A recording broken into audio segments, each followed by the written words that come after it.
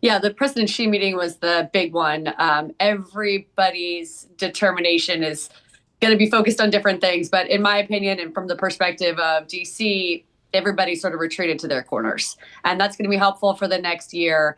I think it has a lot of read through to how DC is going to operate for the next couple of months and how the Supreme Court is going to rule on these IEPA cases.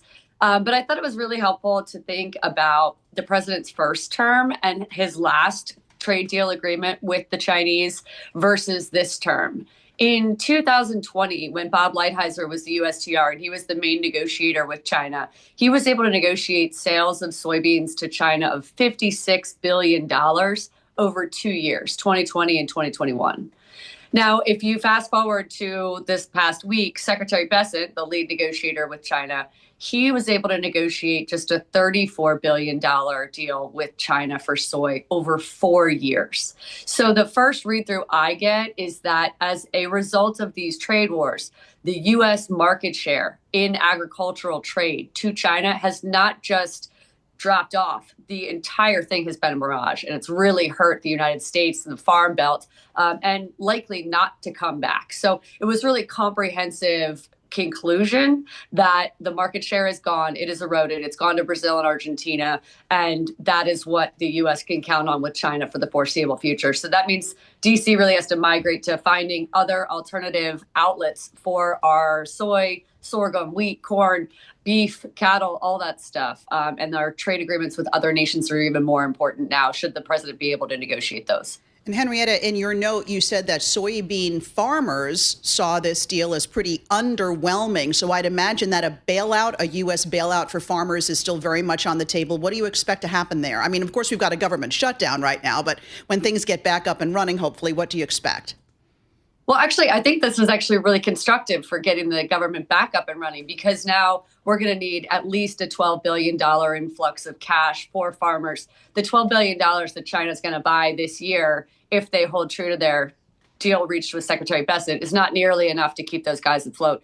We don't have Chapter 12 bankruptcy data for farmers while the government is shut down, obviously, but that's something that is, I think, going to be the most important piece to watch when the government does reopen and we start getting data flowing again. But we're going to need a bailout for farmers. And the president doesn't have the authority to get that money out without Congress coming back and giving him 60 votes in the Senate to send the money out to U.S. farmers. So that actually gives the Republican conference a reason to come to the negotiating table and have a discussion with the Democrats on the Senate side. And I think that's going to be really constructive as soon as this week in getting things moving. We know the White House wants the bailout. The farmers need it as a result of the trade war. And so I think it is very constructive for getting the government open again as soon as this week.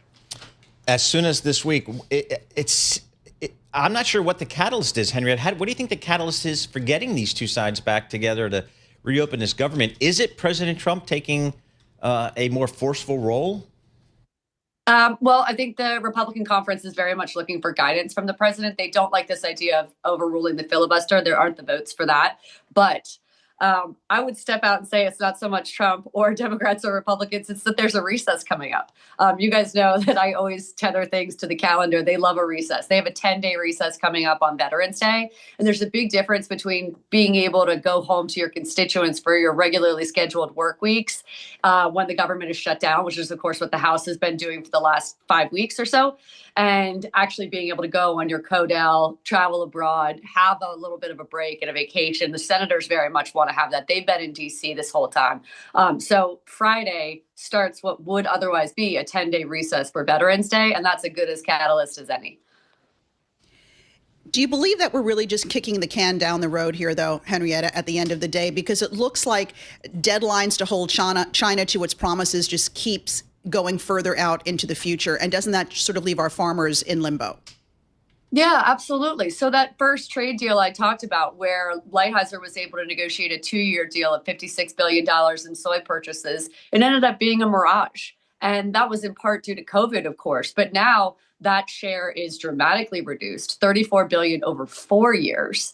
And they're not going to necessarily get that agreement from China to hold through. China famously negotiates by delaying, and they have not lived up to their soy promises in particular. Yep. So as we get into this, I think it's going to be really important. And that's why soybean farmers were underwhelmed. There's no specific dates. There's no metric tonnage. There's no break bulk commitments. None of those things that the farmers really want to feel certainty and security.